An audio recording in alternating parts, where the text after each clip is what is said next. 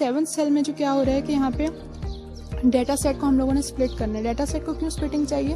क्योंकि आपने किसी भी मॉडल को ट्रेन करना है, आप लोगों के पास कोई डाटा होगा तो आप उसको ट्रेन करेंगे ना। अगर किसी बच्चे ने पेपर देना है तो उसके पास सिलेबस होगा, उसके पास इंफॉर्मेशन होगी, उसके पास कोर्सेज होंगे, तो भी वो पेपर दे सकेगा। अगर वो उससे तैयारी करेगा, ट्रेन होगा, तो इसके बाद ही वो मॉडल टेस्ट हो सकेगा। इसी तरह यहाँ पे भी स्प्लिट करेंगे हम डाटा को, क्योंकि हमारे पास डाटा तो आ गया, लेकिन उसको टेस्टिंग और ट्रेनिंग में स्प्लिट करेंगे कि कुछ डाटा से हम लोग ज़्यादातर डाटा से मॉडल को ट्रेन करते हैं और कुछ डाटा से हम लोग मॉडल को टेस्ट करते हैं। ये हम लोग वो कर लेंगे। छपी छपाई कमांड है पूरी, आप लोगों को बिल्कुल करने की ज़रूरत नहीं है, आप लोग उसको कॉपी पेस्ट करें, बस समझ लें कि इसमें हो क्या रहा है। उसके बाद नेक्स्ट सेल में आप लोगों का क्या है कि यहाँ पे हम लोग बैग ऑफ वर्ड्स की थियरी बेसिकली इंप्लीमेंट करेंगे। यहाँ पे हम लोग काउंट फैक्टराइजर लगा लेंगे। काउंट फैक्टराइजर लगाने के लिए और TF IDF लगाने की कमांड्स एक ही हैं, बस इसमें नाम चेंज हो जाएगा। ये भी दोनों लाइब्रेरीज़ हैं बिल्ट इन पाइथन ने जो दी हैं, और ये आप लोग आसानी से लगा सकते हैं और अपना काम निकाल सकते हैं। यहाँ पे फर्स्ट लाइन में क्या हो रहा है, सेम इसकी दोनों की कोडिंग है, काउंट फैक्टराइजर और TF IDF। तो एक मैं आप लोगों को बता दूंगी और एक आप लोग खुद भी अंडरस्टैंड कर सकते हैं।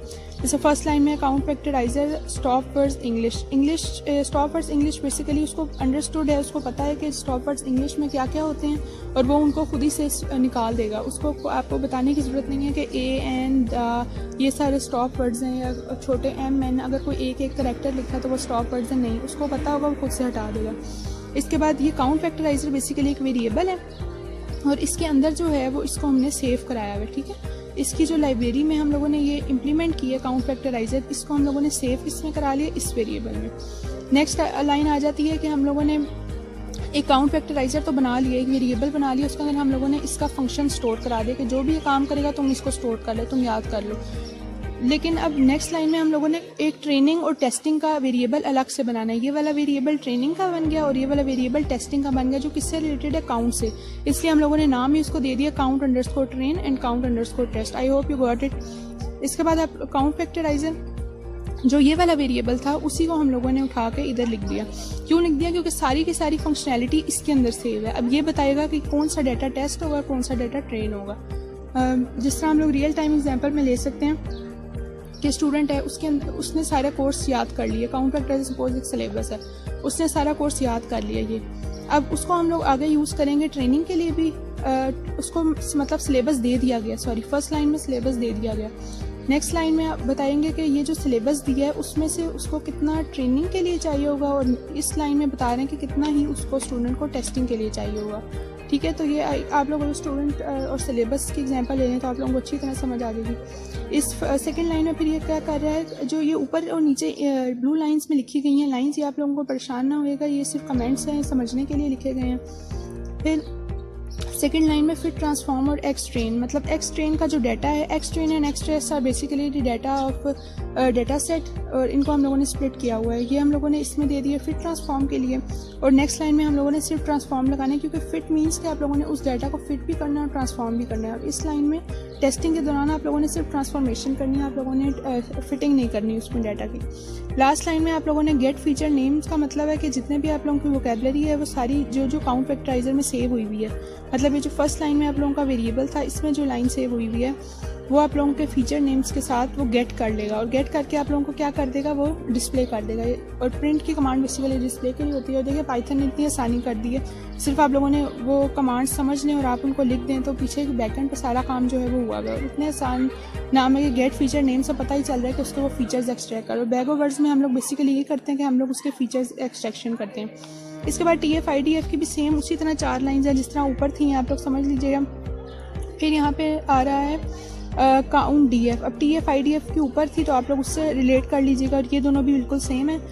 इस यहाँ पे क्या हो रहा है कि यहाँ पे हम लोग बैग ऑफ वर्ड्स को प्रिंट करवाएंगे। ऊपर क्या था, ऊपर सिर्फ फीचर्स के जो नेम्स थे ना वो एक्सट्रैक्ट हो रहे थे, लेकिन यहाँ पे क्या होगा, यहाँ पे ये वाला सेल है, इसमें क्या होगा, यहाँ पे आप लोगों को वो बताएगा कि बैग ऑफ वर्ड्स बेसिकली क्या चीज़ है, वो डिस्प्ले करेगा बैग ऑफ वर्ड्स। ऊपर सिर्फ वो डिस्प्ले कर रहा था वोकैबुलरी के, जैसे मैंने कहूँ आई एम अ गर्ल, तो इसमें कितने वर्ड्स हैं, 4, आई एम अ गर्ल, ये 4 वर्ड्स जो हैं वो स्प्लिट हो जाएंगे। ये आप लोगों को ऊपर डिस्प्ले कर रहा था जो 4 लाइंस थी। और नीचे क्या बताएगा वो आप लोगों को कि बैग ऑफ वर्ड्स के रिजल्ट क्या आएगा। वो रिजल्ट क्या होगा, आई के आगे 1 लिखा होगा, एम के आगे 1, आ के आगे 1 और गर्ल के आगे 1 क्यों है, क्योंकि इस पूरी लाइन में ये कितनी दफ़ा अकर कर रहा है, अकरेंस इसकी क्या है, इसकी अकरेंस क्या है हर वर्ड जो है वो एक एक दफ़ा आ रहा है, इसलिए वो पहले वर्ड्स को स्प्लिट करता है और उसके बाद उसके नंबर लिख देता है कि इसकी अक्रेंस क्या है पूरे डॉक्यूमेंट में। और डॉक्यूमेंट पहले वर्ड आता है, फिर डॉक्यूमेंट आता है, और डॉक्यूमेंट से बड़ा क्या होता है कॉर्पस, या आप इसको पूरी फाइल कह सकते हैं, डाटा सेट कह सकते हैं, इसके अंदर सारे आ जाते हैं वर्ड्स। इसके बाद लास्ट में आप लोगों का ये TF-ID है, बिल्कुल सेम है ऊपर की तरह। लास्ट में आप लोगों का इंपोर्ट पिकल बेसिकली एक लाइब्रेरी है पाइथन की जो यूज़ होती है उसके लिए करने के लिए, सेव करने के लिए फाइल के आप लोग अपनी फाइल को सेव कर लें। इस पूरी जो फाइल ऊपर आप लोगों को मैंने समझाई है इसको आप लोग सेव कर लें, ठीक है। इस पूरी को आप लोग सेव कर लें और सेव करने के बाद आप लोग किसी भी जगह पे अगर इंपोर्ट कराएंगे तो ये दोबारा रन नहीं होगा। अगर आप लोग इसको नहीं इस तरह करते और आप लोग इंपोर्ट वैसे ही कर लेते हैं, दूसरी फाइल में कहीं यूज़ कर लेते हैं, जिस तरह मुझे यूज़ करनी थी, तो आप लोग इसको जब तक रन नहीं करेंगे तब तक अगली फाइल भी रन नहीं होगी। मतलब फाइल को रन करना ज़रूरी है। लेकिन ये पिकल क्या करती है लाइब्रेरी कि जो आपका रिजल्ट अभी आएगा, मैं आप लोगों को रन करके भी दिखाती हूँ, जो रिजल्ट अभी आएगा उसको ये अपने में स्टोर कर लेगा, और स्टोर करके जब आप अगली दफ़ा आप लोग रन करेंगे तो इस फाइल को बेशक आप लोग ना खोलें, इसको खोलने की ज़रूरत ही नहीं है, और आप लोग नेक्स्ट फाइल में इसका रिजल्ट जो है वो इम्प्लीमेंट कर सकते हैं।